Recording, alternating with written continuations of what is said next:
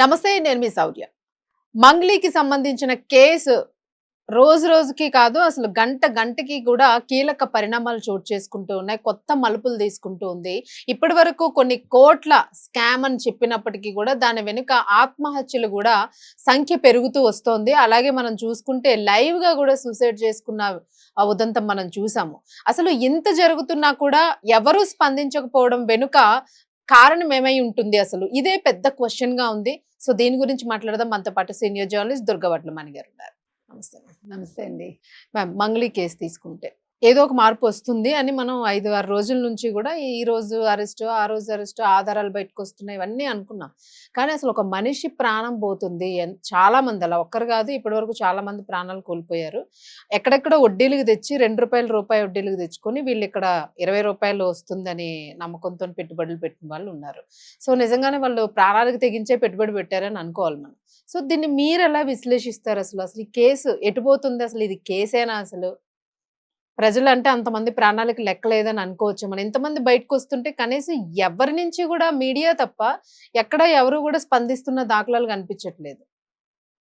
ఎలా తీసుకోవచ్చు అంటారు అసలు దీన్ని? అంటే ఇప్పుడు మంగ్లీ ఎక్కడుంది ఫస్ట్? ఇప్పుడు నాకు బిజీగా ఉన్నాను, నాకు చేతి నిండా పని, 2 చేతుల్లో పని, ఈ చేతిలో పని, ఈ చేతిలో పని. ఇప్పుడు పనులు ఆపి ప్రాణాలు కాపాడు అంటున్నారు. మీరు అన్నారు నిన్న లైవ్ సూసైడ్, మొత్తం మీడియా మొత్తం కదిలి వెళ్ళింది, పరిగెట్టింది లిటరల్ గా. మరి నువ్వెందుకు రావట్లేదు మంగ్లీ? నీ బాధితుల వైపే ఉంటాను, వాళ్ళకి అండగా ఉంటాను అని చెప్పారు కదా.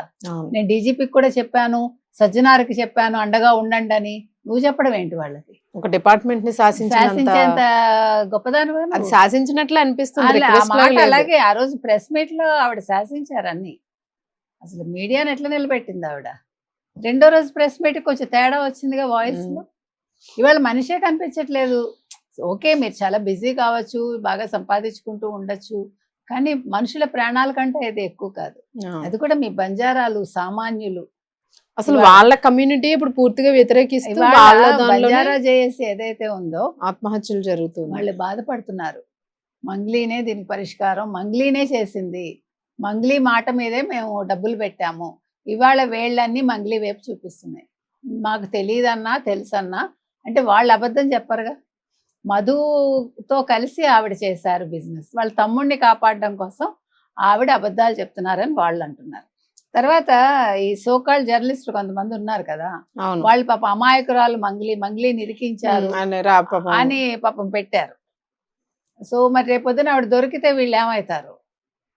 అదే అంటే మరి వీళ్ళందరికీ ఏం డబ్బులు ఇచ్చారో ఆవిడే చెప్పాలి. అందరూ అదే అడుగుతున్నారు.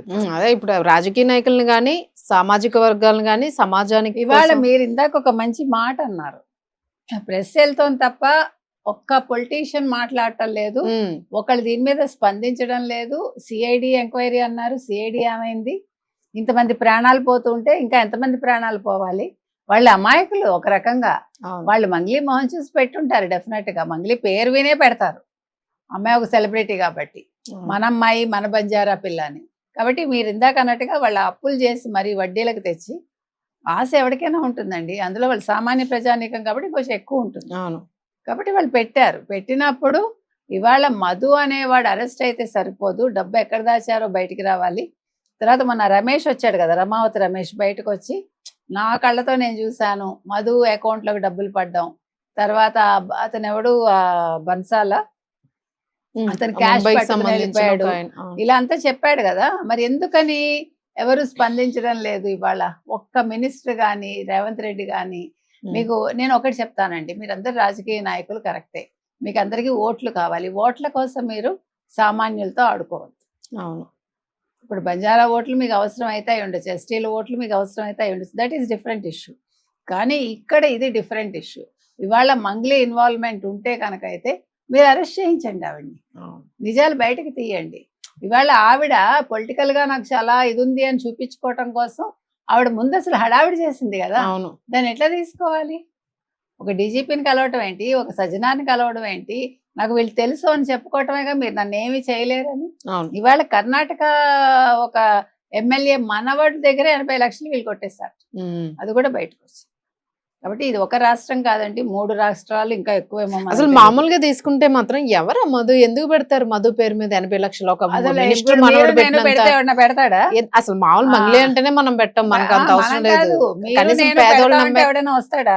ఎవరు రారు. మంగ్లీ పేరు చూసే వచ్చారు. వచ్చారు అసలు మధో లేకపోతే ఇంకో హేమావతి ఎవడితోని సంబంధం ఎవరికీ లేదు తెలియదు అసలు. అసలు వాళ్ళు ఎవరో అంత కూడా. పెట్టాల్సిన అమ్మో, అసలు వాళ్ళ తమ్ముడు శివ అంది, వాడు అసలు నోరే విప్పట్లేదు, అన్నోన్ పర్సన్ కి ఎట్లా ఇస్తారు భయపడిపోయి అసలు? ఉన్నాడు బాగాను.